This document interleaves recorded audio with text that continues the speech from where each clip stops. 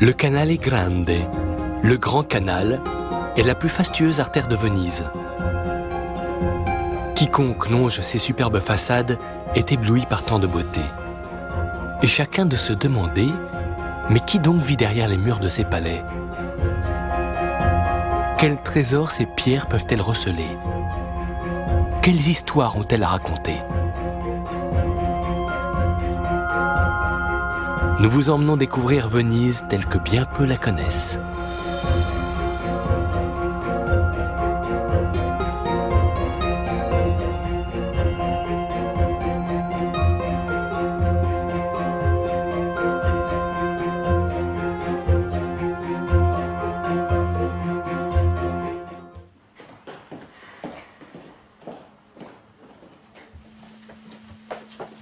Matteo Corvino et son assistant préparent la cavalchina, ce bal masqué somptueux qui se donne au célèbre opéra de la Fenice.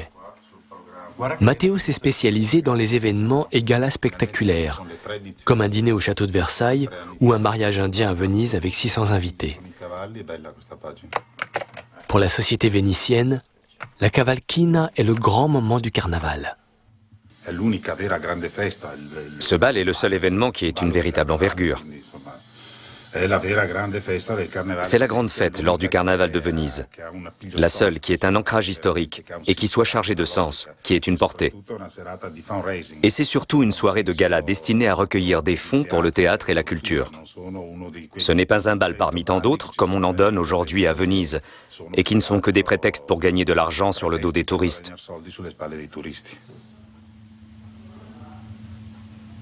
Alors, voilà un peu une idée que j'ai, c'est-à-dire un cheval en mouvement.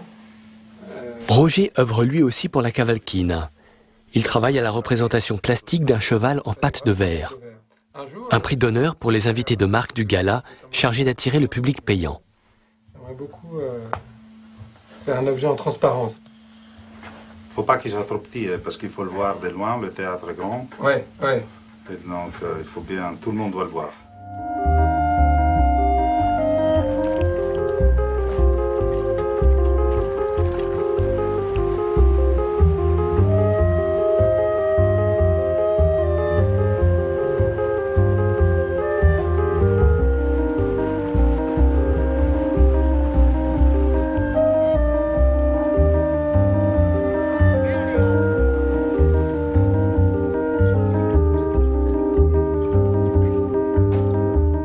Dans un bras adjacent au Grand Canal, à 2 pas de la trépidante artère vénitienne, nous voici plongés dans un autre monde.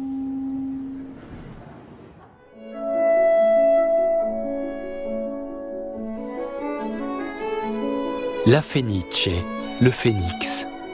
L'opéra de Venise, mondialement célèbre, a brûlé plusieurs fois et toujours on l'a vu renaître de ses cendres.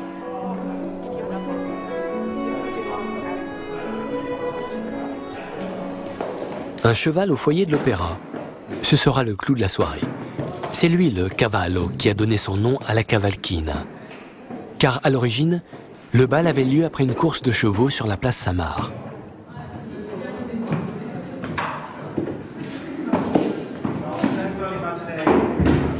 Matteo Corvino a commencé les répétitions pour ce bal masqué des beaux et riches Vénitiens. D'ici ce soir, il faut que tout marche comme sur des roulettes. Les décors, les éclairages, l'entrée et la sortie des artistes. Ce somptueux édifice est en l'état que nous voyons depuis une dizaine d'années seulement. En 1996, à nouveau détruit par un incendie probablement criminel, il a été reconstruit, identique jusque dans les moindres détails au plan d'origine, mais techniquement à la pointe du progrès.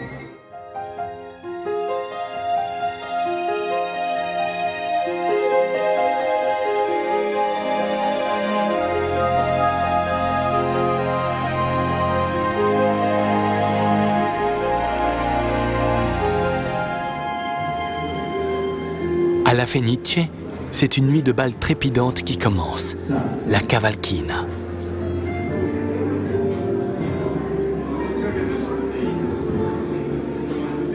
Fastueux bal masqué dans le style du 19e siècle.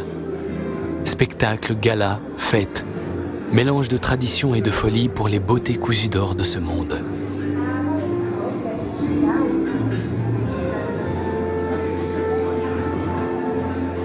Pour un soir, on a retiré les sièges d'orchestre sous les loges dorées. Place aux fantômes de l'opéra, Katia Ricciarelli et José Carreras.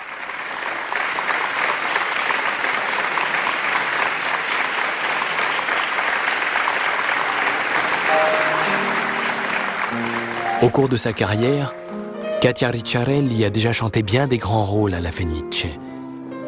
Mais José Carreras est pour la première fois sur cette scène, et c'est pour lui une soirée particulière.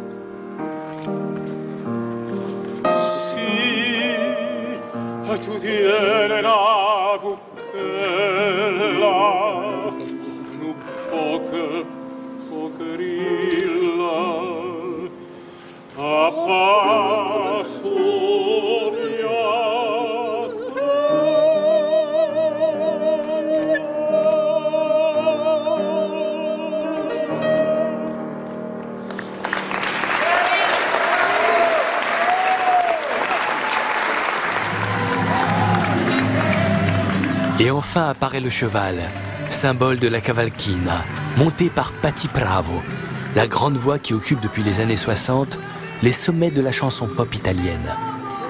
45 ans de carrière et plus de 100 millions de disques vendus de par le monde.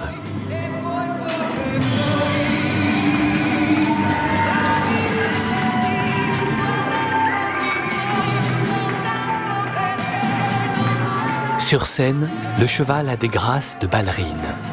Son écuyère est Audrey Hasta-Luego.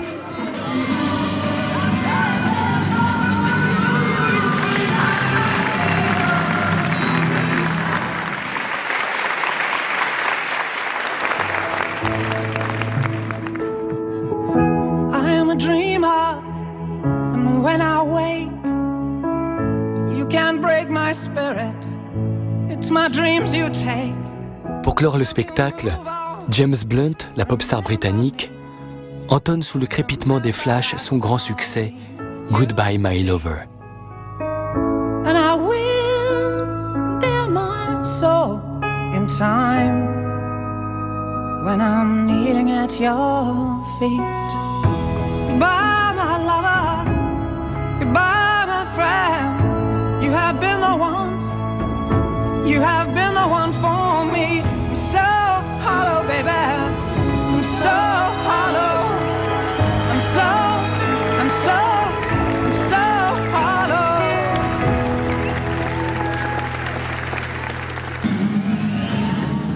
C'est alors que la fête peut commencer. L'opéra va danser jusqu'au petit matin.